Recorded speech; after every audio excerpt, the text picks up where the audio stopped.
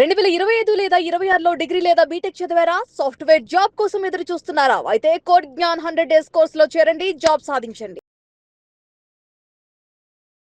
నమస్తే సార్, సాయిరామ్ గారు.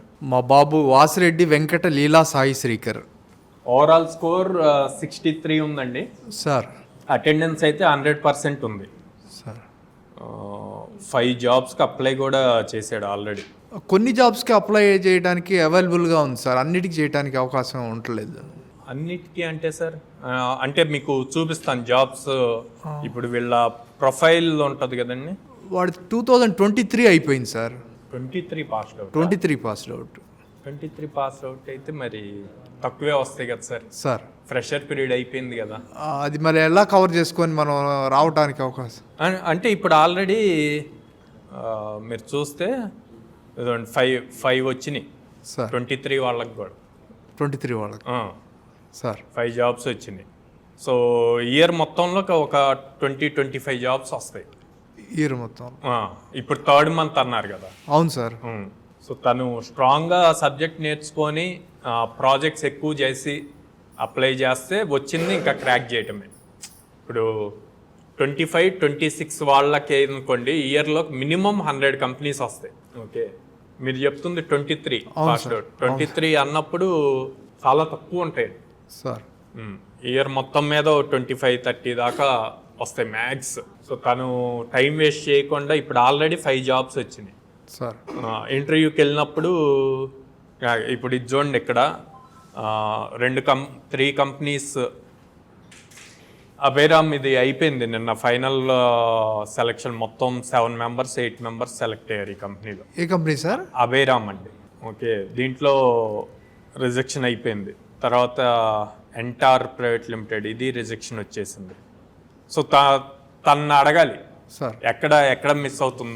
మాకు స్టూడెంట్ నుంచి కావాల్సిన సపోర్ట్ ఏంటంటే, ఇంటర్వ్యూకి అటెంప్ట్ చేసిన తర్వాత బ్యాక్ వచ్చి, సార్ నేను ఈ రౌండ్స్ అయిపోయినాయి, ఈ క్వశ్చన్స్ అడిగారు, సో నేను ఇక్కడ మిస్ అయ్యాను, కరెక్షన్ ఏంటి అని మెంటర్ని అడిగితే వాళ్ళు కరెక్ట్ చేస్తారు.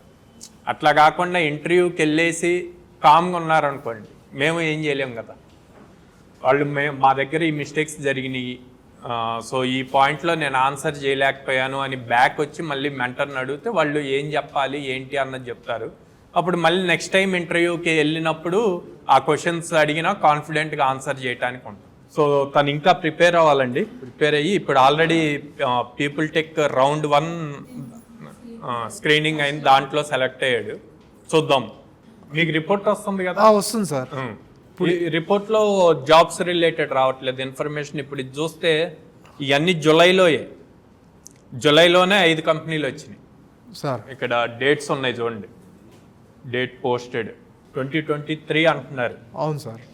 ఒక నెలలోనే 5 వచ్చినాయి.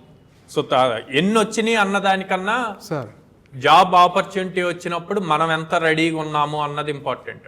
బయట 26 ఏప్రిల్లో అండి, మొన్న 2026 ఏప్రిల్లో డిగ్రీ బీటెక్ కలిపి ఓన్లీ ఆంధ్రప్రదేశ్ తెలంగాణ నుంచి 12 లక్షల మంది పాస్ అవుట్ అయ్యారు. సో మీరు ఇంకా 23 అంటున్నారు, ఇంకెంత కాంపిటీషన్ ఉంటుంది.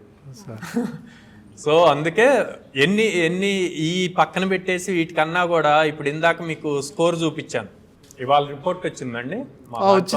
అదే ఇలా మీకు ప్రతి ఒక్కళ్ళకి మీరు ఏదైతే పేరెంట్ నెంబర్ ఇచ్చారో మీ పేరెంట్ నెంబర్కి ఎవ్రీ సండే ఆ వీక్ మొత్తం రిపోర్ట్ ఇలా వస్తుందండి. ఓకే, ఈ రిపోర్ట్లో మీకు ఇందాక సార్ మీరు అడిగారు కదా నాకు, ఇది స్టూడెంట్ పెర్ఫార్మెన్స్ అండి. ఈ స్టూడెంట్ పెర్ఫార్మెన్స్లో ఓవరాల్ స్కోర్ ఈ వీక్ రిపోర్ట్ ఇది. ఇప్పుడు మీకు జూలై అయిపోయింది కాబట్టి ఇవాళ రేపు మళ్ళీ మంత్లీ జూలై మంత్ రిపోర్ట్ అంతా వస్తుంది. ఆల్రెడీ వచ్చింది సార్, జూలై మంత్ వచ్చింది. సో మంత్ రిపోర్ట్ కూడా వస్తుంది. సో ఇప్పుడు నేను చూపిస్తుంది వీక్లీ రిపోర్ట్. ఆ వీక్లో బ్యాచ్, సో మీ అబ్బాయి బ్యాచ్లో 5th ర్యాంక్లో ఉన్నాడండి సార్. వాళ్ళ ఆ బ్యాచ్లో 40 మెంబర్స్ 30 మెంబర్స్ ఉంటారు. అదే హైదరాబాద్ అయితే 50 మెంబర్స్ ఉంటారు బ్యాచ్ కంపల్సరీగా. ఇక్కడ 30-40 మెంబర్స్ ఉంటారు సార్. అట్లాగే విజయవాడ లొకేషన్లో 26th ర్యాంక్ ఉందండి. కోడ్9లో మొత్తం ఓవరాల్ కోడ్9 విజయవాడ హైదరాబాద్ వైజాగ్ కలిపి 180 ర్యాంక్ ఉంది. సార్. ఓకే, సో ఇవి ఇంప్రూవ్ అవ్వాలి. సార్ ఈ ర్యాంక్స్ ఇంప్రూవ్ అయితే వాళ్ళు ఇంకా స్కిల్ పెరుగుతూ ఉంటుంది. సార్ ఇంటర్వ్యూస్కి వెళ్ళినా బాగా చేయగలుగుతారు అనమాట.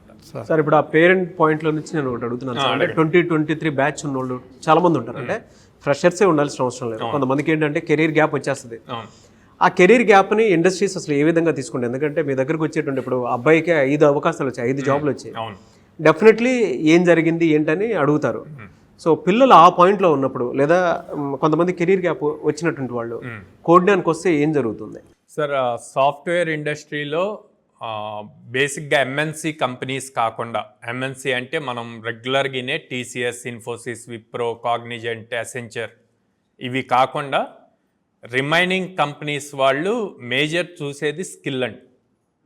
ఓకే, అందరికీ కూడా కెరీర్ గ్యాప్ వాళ్ళకన్నా కూడా ఫ్రెషర్స్ని తీసుకుంటే వీళ్ళు మన మాట వింటారా అన్న పాయింట్ ఉంటుంది.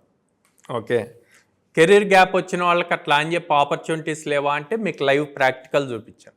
కాకపోతే కంపెనీ ఇంటర్వ్యూకి వెళ్ళినప్పుడు ఒక ఫ్రెషర్ 25 పాస్ అవుట్ అయిన వాళ్ళని తీసుకోకుండా 23 పాస్ అవుట్ అయిన వాళ్ళని ఎందుకు తీసుకోవాలి అన్న క్వశ్చన్ ప్రతి హెచ్ఆర్కి ఉంటుంది. ఉన్నప్పుడు మీరు నా స్కిల్ సెట్ కంప్లీట్ డిఫరెంట్, నేను ఇన్ని ప్రాజెక్ట్స్ చేశాను, నేను చేసే స్కిల్ మీకు ఒక 3 years ఎక్స్పీరియన్స్ వాళ్ళకు ఉన్నంత స్కిల్ నేను చేయగలను అన్నది స్టూడెంట్ ప్రూవ్ చేసుకోగలిగితే చేసే ప్రాజెక్టులు రెజ్యూమ్లో చూపించే దాన్ని బట్టి ఉంటే కనుక వాళ్ళకి ఆపర్చునిటీస్ ఎప్పుడూ ఉంటాయి. ఓకే.